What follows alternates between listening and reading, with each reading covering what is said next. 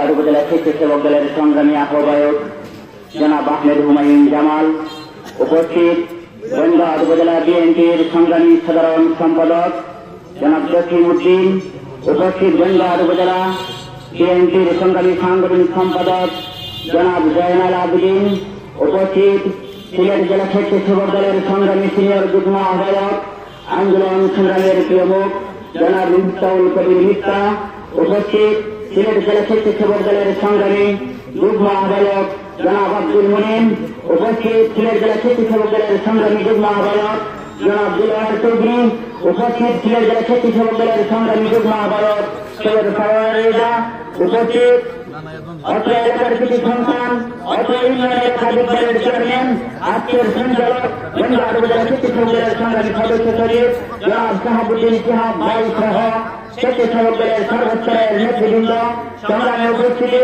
আজকে হচ্ছে আমাদের কর্মী সম্মেলন, যেহেতু আমি আমার নেতৃবৃন্দের কাছে আহ্বান করব অতীতে আহ্বায়করা আন্দোলন সংগ্রামের সময় দিয়েছে, প্রতিবাদ আন্দোলনে যারা অগ্রণী ভূমিকা পালন করেছে তাদেরকে খুঁজে বের করে কমিটিতে এনে দায়িত্ব দেওয়ার আহ্বান জানাচ্ছি।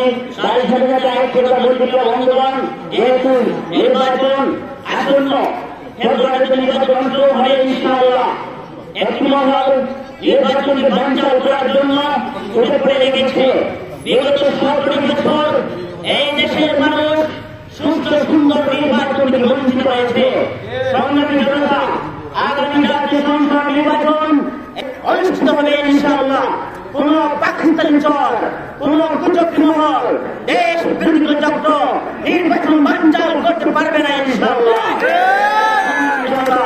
আজকে যারা মনে করছে বিএনপির বিরুদ্ধে ষড়যন্ত্রে লিপ্ত রয়েছে, ওরা ভাবছে বিএনপিকে ঘুরে উড়িয়ে দেবে।